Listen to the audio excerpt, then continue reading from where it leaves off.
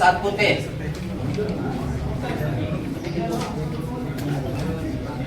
Sangamesh Nargod,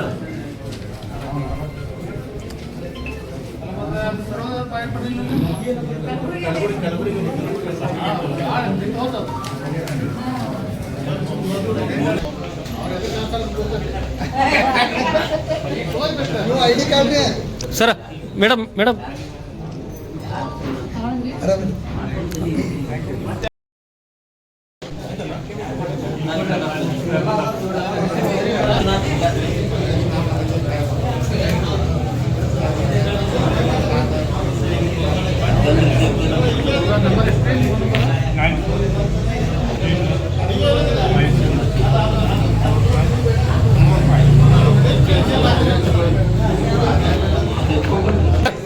sir sir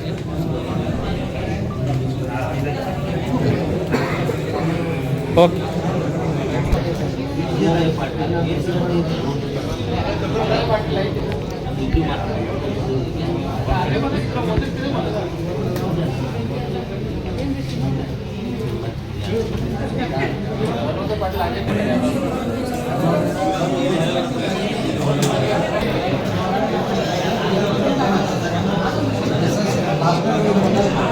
Chandrashekhar दोडमने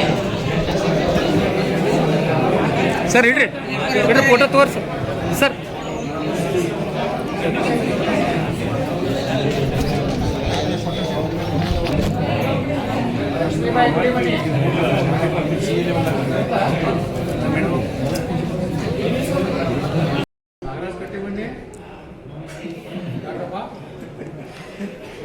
yes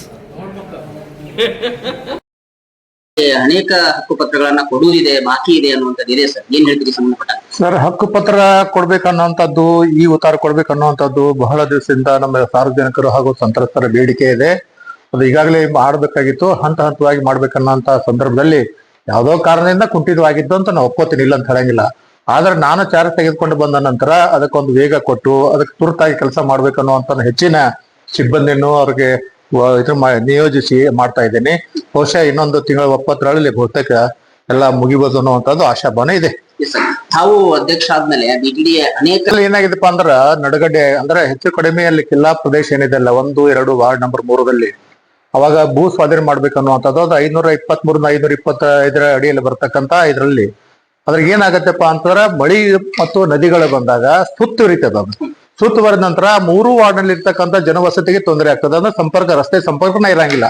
ಆ ಒಂದು ದೃಷ್ಟಿಕೋನ ಇಟ್ಕೊಂಡು ಹಿಂದೆ ಅನೇಕ ಸರ್ಕಾರ ಇದ್ದಾಗೂ ಅನೇಕ ಶಾಸಕರು, ಪ್ರತಿನಿಧಿಗಳು, ಬಿಟಿಡಿ ಅಧ್ಯಕ್ಷ ಇದ್ದಾಗೂ ಪ್ರಯತ್ನ ಮಾಡಿದ್ದಾರೆ.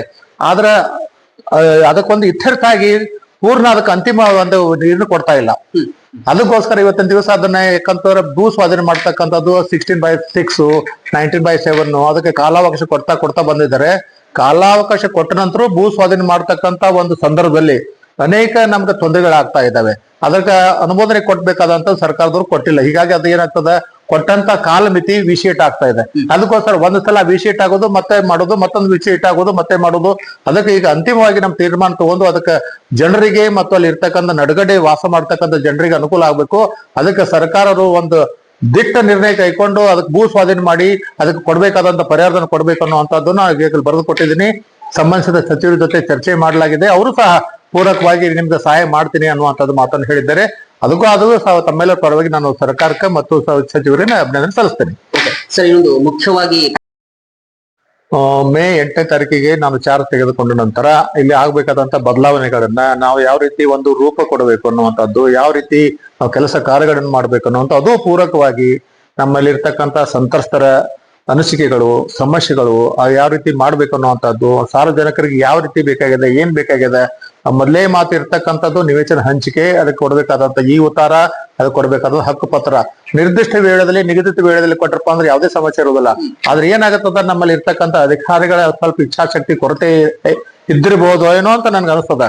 ಯಾಕಂದ್ರೆ ಏನಾಗ್ತದ, ಎಲ್ಲನೂ ಅಧ್ಯಕ್ಷ ಮಾಡಕ್ಕಾಗಲ್ಲ. ಅಧ್ಯಕ್ಷರು ಪಾಲಿಸಿ ಮ್ಯಾಟರ್ಸ್ ಮಾಡಿ ಅವ್ರಿಗೆ ಕಾರ್ಯತರ್ತಿ ಕೆಲಸ ಮಾಡ್ಬೇಕು ಅನ್ನೋಂಥದ್ದು ಹೇಳ್ತಾ ಇರ್ತಾರೆ. ಆ ಅಧಿಕಾರಿಗಳು ಆ ಕೆಲಸ ನಮ್ಮ ಸಾರ್ವಜನಿಕ ಕೆಲಸ ನಮ್ದೇ ಅನ್ನುವಂತಹದ್ದು ತಿಳಿದುಕೊಂಡು ಮಾಡಿದ್ರಪ್ಪ ಅಂದ್ರೆ ಇದು ಸಮಸ್ಯೆನೇ ಬರಂಗಿಲ್ಲ. ಮತ್ತು ಸಾಕಷ್ಟು ನಾವು ಸಹ ಒತ್ತಾಯ ಹಾಕ್ತಾ ಇದೀವಿ, ಒತ್ತಡ ಹಾಕ್ತಾ ಇದೀವಿ ಅಧಿಕಾರಿಗಳ ಮೇಲೆ. ನಾವು ಸೂಚನೆ ಮೇಲಿನ ಮೇಲೆ ಕೊಡ್ತಾ ಇದೀವಿ. ಅದು ಸಹ ನಮ್ಮ ಅನಿಸಿಕೆ ಮಟ್ಟಿಗೆ ನಮ್ಮ ನಿರೀಕ್ಷೆಗೆ ತಕ್ಕಂತೆ ಇನ್ನೂ ಕೆಲಸ ಆಗ್ತಾ ಇಲ್ಲ ಅನ್ನೋದು ನಾವು ಒಪ್ಪತ್ತೀನಿ, ಇಲ್ಲ ಅಂತ ಹೇಳಂಗಿಲ್ಲ. ಅದಕ್ಕೇನಪ್ಪಾ ಅಂತಂದ್ರೆ ಸಿಬ್ಬಂದಿಯಲ್ಲಿ ಇಚ್ಛಾಶಕ್ತಿಯ ಕೊರತೆ ಮತ್ತು ಮೇಲಾಧಿಕಾರಿಗಳ ಉಸ್ತುವಾರಿ ಕೊರತೆ ಐತೆ ಅಂತ ಹೇಳ್ಬೋದು. ಅದಕ್ಕೋಸ್ಕರ ನಾವು ಸಾಕಷ್ಟು ಕೊಟ್ಟಿದ್ವಿ, ಸಾಕಷ್ಟು ಸೂಚನೆ ಕೊಟ್ಟಿದ್ವಿ, ಸಾಕಷ್ಟು ತಿಳಿಸಿ ಹೇಳಿದ್ವಿ. ಮತ್ತೆ ಅಕಸ್ಮಾತ್ ಇದೇ ರೀತಿ ಹೋಯ್ತಪ್ಪ ಅಂದ್ರೆ ನಾವು ಶಿಸ್ತು ಕ್ರಮ ಕೈಗೊಳ್ತೀವಿ ಅನ್ನೋಂಥ ನಿರ್ದಾಕ್ಷಿಣ್ಯವಾಗಿ ಹೇಳಿದ್ವಿ. ಆ ರೀತಿ ಮಾಡ್ತೀನಿ ಅನ್ನುವಂಥದ್ದು ಮಾತನ್ನು ಹೇಳಿದ್ದಾರೆ. ಮತ್ತೆ ಅದರಲ್ಲಿ ಸ್ವಲ್ಪ ಬದಲಾವಣೆ ಆಗ್ತಾ ಇದೆ, ಕ್ರಮೇಣ ಆಗ್ಬೋದು ಅನ್ನುವಂಥ ನಮ್ಮ ನಿರೀಕ್ಷೆ ತಕ್ಕ ಕೆಲಸ ಮಾಡ್ತಾನೆ ಅನ್ನೋ ನಂಬಿಕೆನೂ ನಮಗಿದೆ. ಸರ್, ಇನ್ನೊಂದು